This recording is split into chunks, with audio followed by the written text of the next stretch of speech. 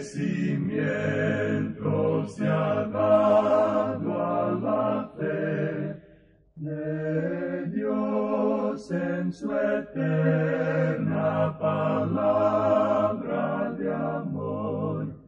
Con el propósito de compartir con usted las inmutables verdades de la palabra de Dios, presentamos A través de la Biblia, un estudio detallado y sistemático de toda la Biblia que le ayudará a conocer lo que Dios ha revelado para nuestro provecho espiritual.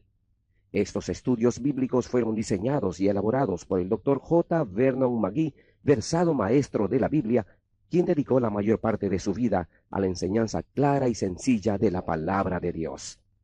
Acompáñenos, pues, mientras avanzamos en nuestro recorrido a través de la Biblia. Cuán firme cimiento, la palabra de Dios. Es un gozo estar nuevamente con usted, amigo oyente, para traerle otro estudio de la serie A través de la Biblia. Amigo oyente, en nuestro programa anterior comenzamos a estudiar una sección totalmente nueva en esta epístola a los Efesios. Hemos estado hablando de la iglesia, la cual es el cuerpo de Cristo, y que la cabeza está en el cielo. Nosotros estamos unidos a Él. La iglesia es un hombre nuevo. La iglesia es un misterio. Todo esto está encabezado por la persona de Cristo, quien se encuentra sentado a la diestra de Dios. Ahora usted puede estar tan activo en esto, que, como dijo una persona, uno puede ser tan celestial en el modo de pensar, que no es bueno para nada en la vida terrenal.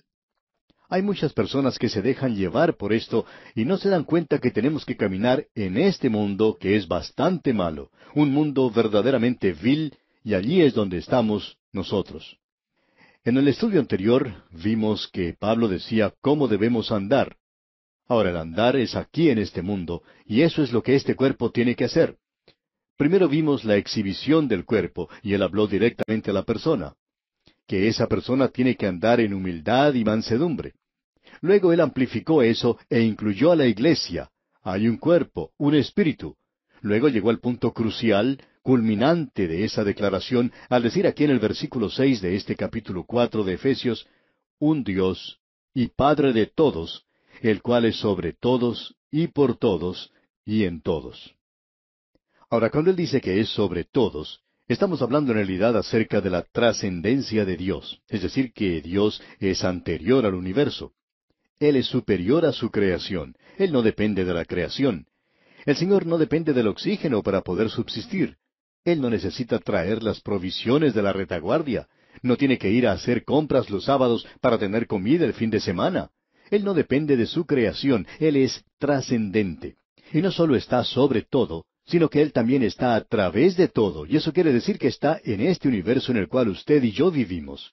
Él es quien le da razón de ser y quien lo hace actuar según su plan y su propósito. Y Dios es quien está en usted también. Y eso, como usted ya sabe, le da más significado a esta vida. Hace de ella algo que vale la pena vivir. Hay veces que se torna algo aburrida, ya que se vuelve monótona. A mí me gusta mucho preparar estos programas, pero después de haber estado en este estudio preparando 2 o 3 programas a la vez, bueno, permítame contarle algo. Esto se vuelve un poco monótono. Uno se cansa un poco de hacer esta clase de cosas. Pero luego tenemos un gran pensamiento. Todo esto está dentro del plan y propósito de Dios. Y entonces me siento con ganas de cantar la doxología o el coro de aleluya, y cuando hago eso, pues todos los que están al alcance de mi voz tienen que salir corriendo. Y espero que el Señor esté escuchando porque Él dijo que si esto es producto de nuestro corazón, entonces es como el crear una melodía en nuestro corazón. Evidentemente, allí es donde se produce porque cuando sale de la boca ya no existe ninguna melodía. Usted y yo, amigo oyente, debemos andar marcando el paso, por así decirlo, con Dios. Tenemos que andar al son de la música del cielo en el presente. Es como una gran orquesta sinfónica. El autor de estos estudios bíblicos, el Dr. J. Vernon McGee, contaba la siguiente experiencia que él tuvo en el pasado. Dijo, en cierta ocasión algunos amigos me invitaron a ir con ellos a escuchar una orquesta sinfónica. Compraron las entradas a la función y me dijeron que querían que yo fuese con ellos. Esta gente, decía él, pensaba que me estaban haciendo un gran favor. Pero hay otras cosas que yo prefería hacer en lugar de escuchar una orquesta sinfónica. Compraron las entradas a la función y me dijeron que querían que yo fuese con ellos. Esta gente, decía el doctor McGee, pensaba que me estaban haciendo un gran favor. Pero hay otras cosas que yo prefería hacer en lugar de escuchar una orquesta sinfónica. Reconozco que en ese sentido soy un verdadero plebeyo. En lo que a música se refiere, soy verdaderamente rústico. No puedo comprenderla toda, decía él. Pero ese día yo recibí un gran mensaje. Fui con mis amigos y nos sentamos. Llegamos un poco temprano al auditorio y había bastante ruido ya que la gente todavía estaba entrando. Luego se encendieron las luces sobre el estrado y notamos todos los instrumentos que se encontraban allí. Luego me pareció a mí, continuó diciendo el doctor McGee, que entraban como 100 hombres de todas partes del escenario y cada uno fue a tocar su propio instrumento. Me parecía que era su propio instrumento, aunque no sonaba como tal. Me dijeron que estaban afinando los instrumentos. Cada uno tocaba su propia melodía. Y, añadía el doctor McGee, uno nunca había escuchado una cosa así. No había nada de música allí. Era algo terrible. Luego, por fin terminaron de afinar esos instrumentos y se retiraron del escenario, por lo cual nosotros quedamos muy agradecidos. Y desaparecieron por alguna parte del escenario. Luego de algún tiempo se encendieron nuevamente las luces que iluminaban el escenario y los hombres volvieron a entrar. Pero esta vez parecían diferentes. Antes estaban solo en mangas de camisa, pero ahora estaban vestidos con mucha elegancia, lucían sus corbatas de lazo sobre sus camisas blancas y todo el escenario se veía muy hermoso. Cada hombre se dirigió a su instrumento, pero ninguno de ellos se atrevió a tocarlo. Luego un rayo de luz iluminó uno de los costados del escenario y apareció el director de la orquesta. Él hizo un saludo hacia la audiencia y la gente lo aplaudió calurosamente.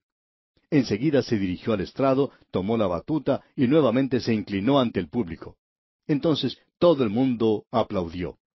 Luego el director dio su espalda a la audiencia y levantó esa pequeña batuta que tenía en su mano, y cuando él hizo eso, usted podría haber escuchado el ruido que hace un alfiler cuando cae al piso. Enseguida él hizo un movimiento con la batuta, y por cierto que consiguió bastante música de ese pequeño elemento que tenía en su mano. Usted nunca ha escuchado algo que sea tan emocionante como eso. Le hace poner a uno la carne de gallina, que se le paren los pelos de punta, como se dice. Pero fue algo realmente emocionante el escuchar la primera composición que interpretaron. Y el doctor McGee concluyó diciendo, y al estar yo allí sentado, porque después de un rato eso se volvió un poquito aburrido, comencé a pensar en otras cosas. Como usted puede apreciar, amigo oyente, ese es un cuadro de este universo. Usted y yo estamos viviendo en el día de hoy en un mundo donde cada persona está interpretando su propia melodía. Un grupo por aquí que lleva un cartelón indicando que está protestando contra alguna cosa. Él está contra todo lo demás. Cada uno parece estar desafinado, sin armonía con los demás. Las cosas no lucen muy bien en el día de hoy en este mundo, y uno se pregunta cuál será el resultado de todo esto. Bueno, es bastante pesimista cuando uno observa eso, cuando uno escucha a ciertas personas. Y cuando usted observa la situación del día de hoy, bueno, permítame decirle, amigo oyente, que comprendemos por qué Simón Pedro comenzó a hundirse en el océano. Cuando usted observa las olas alrededor suyo en el día de hoy, usted piensa que es el fin. Pero, amigo oyente, uno de estos días saldrá por un costado del escenario del universo alguien que hoy está sentado a la diestra de Dios y quien es el director. A él se le llama el Rey de Reyes y el Señor de Señores. Y cuando él haga su entrada, levantará esa batuta, Cristo levantará el cetro de sus manos perforadas por los clavos de la cruz. Y cuando él haga eso, amigo oyente, todo estará bien afinado. Él es inminente y él es trascendente. ¿Qué cosa más tremenda que es esto? Él es sobre todo, a través de todo y en todo. Así es que, amigo oyente, no pierda las esperanzas. El director se está acercando y hará que todos nosotros quedemos bien afinados. Llegamos ahora a una sección en donde tenemos la inhibición del nuevo hombre. La iglesia tiene que caminar ahora como un hombre nuevo en el mundo. Antes tenía que hacer la exhibición. La iglesia tenía que ser extrovertida, testificar y ser manifestada en la vida. La iglesia también tiene inhibición, y las inhibiciones son importantes. Un niño pequeñito no tiene inhibiciones. La iglesia no tiene que ser como un niño pequeñito todo el tiempo y manifestarse a sí mismo como un bebé. Tiene que crecer y desarrollar algunas inhibiciones. Usted sabe que hay ciertas cosas que usted no dice algunas veces, pero un niño sí las dice, como le ocurrió a cierto pastor en una ocasión. Él estaba visitando a algunos miembros de la iglesia, y cuando el pastor los visita, ellos actúan muy bien, son tan santos y tan religiosos, y esta familia se sentó con el pastor a la mesa y le pidieron que él diera gracias por la comida. Un muchachito de unos 3 años estaba sentado a la mesa también con ellos. Cuando el pastor se puso a orar, el muchachito miró a su alrededor y le dice a su mamá, ¿qué fue lo que hizo? Él no tenía inhibiciones, pero parece que esa familia no oraba ni daba gracias por la comida muy a menudo. Y el pequeño, pues, no sabía eso. La iglesia ahora tiene que tener inhibiciones ya que es madura y ha crecido. Busquemos el proceso que menciona aquí el apóstol Pablo. Leamos el versículo 7 de este capítulo 4 de Efesios. Pero a cada uno de nosotros fue dada la gracia conforme a la medida del don de Cristo. Como usted puede apreciar, amigo oyente, al leer aquí, Él ha dado dones a los creyentes, y esta es una sección nuevamente que habla sobre los dones. Lo hemos observado allá en el capítulo 12 de la epístola a los Romanos. Lo tenemos aquí en este capítulo 4 de la carta a los Efesios, y también lo hemos visto allá en la primera epístola a los Corintios, capítulo 12, versículos 13 y 14. Esta última es en realidad la sección más larga en cuanto a dones se refiere. Ahora él está diciendo aquí que los creyentes tienen que ser solícitos, activos para mantener la unidad del Espíritu. ¿Y cómo se puede hacer eso? Esto no quiere decir que cada uno tiene que ser una copia del otro. No es una situación en la que cada uno de nosotros tenemos que decir yo también. Cada creyente recibe un don para que él pueda actuar dentro del cuerpo de los creyentes de una forma en particular. Permítanos repetir algo que dijimos cuando estudiamos allá la primera epístola a los Corintios capítulo 12. Los dones son dados a las personas para que ellos puedan usar ese don en el cuerpo de los creyentes, porque ellos son un miembro de ese cuerpo. El apóstol Pablo dice allá en la primera epístola a los Corintios capítulo 12 versículo 7, pero a cada uno le es dada la manifestación del Espíritu para provecho. Y esto quiere decir sencillamente lo siguiente. Un don es el Espíritu haciendo algo a través del creyente. Y no lo está haciendo para la devoción privada del individuo, sino que lo está haciendo en el cuerpo de los creyentes para edificar ese cuerpo, es decir, para provecho del cuerpo. Ahora no se da un don a una persona para que se desarrolle espiritualmente. Se le da a usted el don para que funcione en el cuerpo de los creyentes, para que sirva de provecho y bendición a la iglesia. Algunas veces uno escucha a personas que dicen, nosotros no hablamos en lenguas en esta iglesia. Lo hacemos para nuestras devociones en privado. Y podemos decirle a usted categóricamente, amigo oyente, por la palabra de Dios, que usted está completamente equivocado. Un don es dado para provecho de la iglesia, y usted no tiene ningún derecho de usarlo egoístamente para su propio beneficio. Podemos estar seguros al decir que si el don no es usado en la forma correcta, entonces no es un don. Un don es para provecho del cuerpo. Usted es un miembro del cuerpo, y cada miembro de mi cuerpo tiene que funcionar por una razón muy definida. Usted puede imaginarse, por ejemplo, que cuando yo me levanté esta mañana para dirigirme a la oficina, podía haber pensado que mis ojos decían, estamos con sueño en el día de hoy. Nosotros no vamos a ir a la oficina, vamos a quedarnos en casa. Tú puedes ir solo. Y luego me podían decir, queremos tener nuestro estudio devocional. Bueno, amigo oyente, permítame decirle que yo no podría hacer nada aquí sin mis ojos. Los necesito para poder ver lo que estoy haciendo. Mis piernas me trajeron aquí, mis ojos leen las páginas de la Escritura y espero que mi lengua esté cooperando un poquito. También confío que mi cerebro esté funcionando como debe. Así es que nos damos cuenta que cuando usted está usando un don es cuando le sirve de provecho a la iglesia. Y eso es lo que se nota en forma automática aquí. Cada creyente recibe un don para que él pueda actuar en el cuerpo de los creyentes de una forma en particular. Y cuando él hace eso, el cuerpo funciona. Y allí es donde se logra la unidad del Espíritu. Usted se da cuenta que junto con este don se da la gracia para usarlo en el poder y en la plenitud del Espíritu de Dios. Ahora, cada creyente, actuando en su espíritu peculiar, produce una armonía como lo hace cada miembro del cuerpo humano. Cuando un miembro de mi cuerpo sufre, Pablo dice que todos sufren.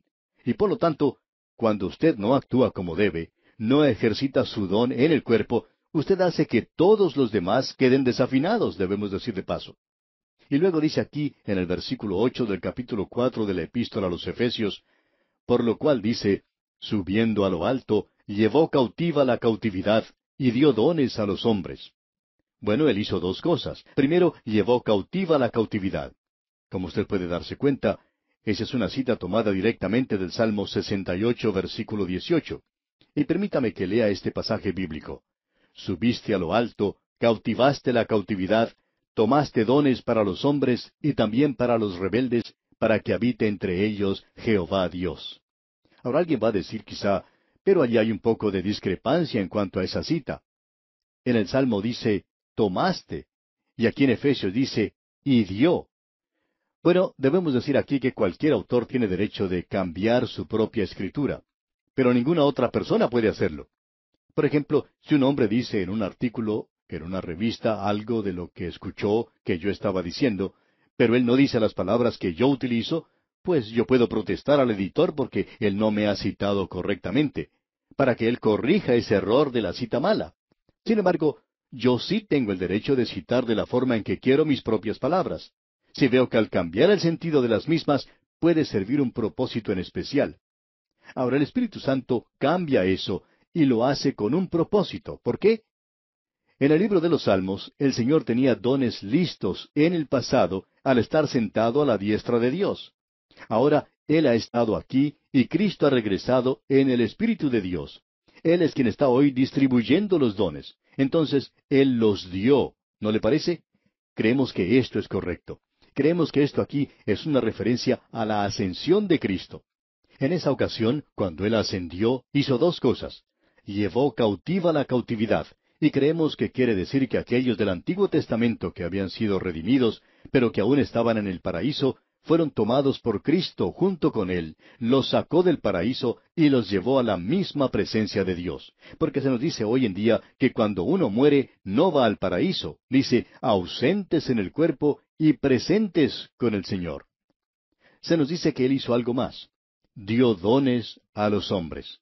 Y eso quiere decir que Él confirió dones a los creyentes viviendo en la iglesia para que ellos fueran testigos al mundo. Usted se da cuenta que en su ascensión Él hizo dos cosas. Él llevó a esos santos del Antiguo Testamento a la presencia de Dios. Y luego Él dio dones a los creyentes en el día de Pentecostés. Vino el Espíritu Santo y los bautizó a ellos dentro del cuerpo de los creyentes, pero Él los colocó a ellos en cierto lugar para que actuaran como miembros del cuerpo, y ha estado haciendo eso desde entonces. Ahora, en los versículos 9 y 10 de este capítulo 4 de la Epístola a los Efesios, leemos, «Y eso de que subió, ¿qué es sino que también había descendido primero a las partes más bajas de la tierra? El que descendió es el mismo que también subió por encima de todos los cielos para llenarlo todo». Creemos que una explicación lógica de esto es la siguiente. Ya que Cristo ascendió, Él tenía que haber descendido en una oportunidad anterior. Algunos opinan que esto se refiere solamente a la encarnación.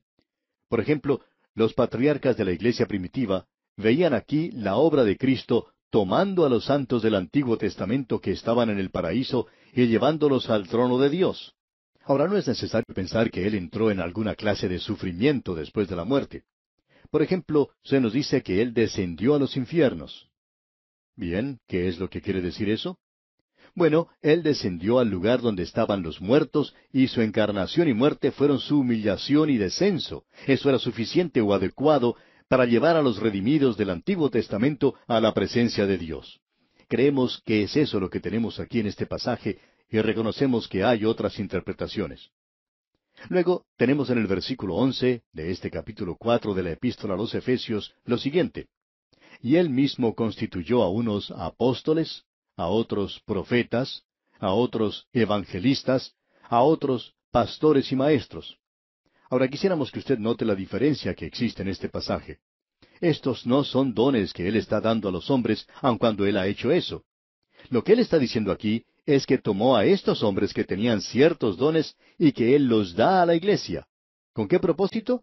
Bueno, leamos los versículos 12 y 13. A fin de perfeccionar a los santos para la obra del ministerio, para la edificación del cuerpo de Cristo, hasta que todos lleguemos a la unidad de la fe y del conocimiento del Hijo de Dios, a un varón perfecto, a la medida de la estatura de la plenitud de Cristo. Ahora, quizá esto parezca algo egoísta, y esperamos que no sea así. Pero, ¿cuál es el propósito de la iglesia en el mundo? Es el de completarse a sí misma, para que pueda seguir creciendo. El Señor Jesucristo mismo es quien ha dado los dones. Él es quien, al haber dado esos dones, es el único que tiene esa autoridad. Él dio a algunos que tenían el don de un apóstol. Estos son dados ahora a la iglesia. ¿Con qué propósito?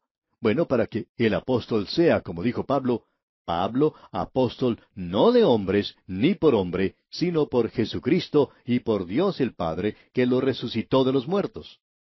Pues yo ni lo recibí ni lo aprendí de hombre alguno, sino por revelación de Jesucristo. Ahora este cargo, por virtud de su propia naturaleza, ha desaparecido ahora por mucho tiempo de la iglesia. Los profetas aquí, creemos nosotros, son usados de la misma manera en que son usados en otra parte de la epístola. No son profetas del Nuevo Testamento.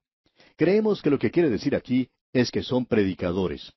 Estos hombres recibieron, de la misma manera de los apóstoles, un discernimiento particular de las doctrinas de la fe, y ellos estaban bajo la influencia e inspiración directa del Espíritu Santo que los distinguía a ellos, creemos, de los maestros del día de hoy, aunque ellos eran predicadores en su día. Ahora, los evangelistas en ese entonces no eran lo que nosotros pensamos en cuanto a evangelistas. Ellos eran misioneros que viajaban. Pablo fue un evangelista en ese sentido. Él se dirigía a territorios nuevos. Allí no había ningún comité u organización alguna para organizar una campaña para él. Permítanos decirle, amigo oyente, que él hizo todo por sí mismo, junto con el Espíritu de Dios que iba delante de él. La palabra pastores, bueno, se explica a sí misma. Maestros eran aquellos que instruían a la congregación. Ahora estos hombres con dones eran dados a la iglesia para que ésta llegara a su madurez, perfeccionando, ministrando y edificando. Ese era el propósito de estos dones. Bien, y aquí vamos a detenernos por hoy, ya que nuestro tiempo ha terminado. Retornaremos, sin embargo, en nuestro próximo programa para continuar este estudio de la epístola del apóstol Pablo a los Efesios.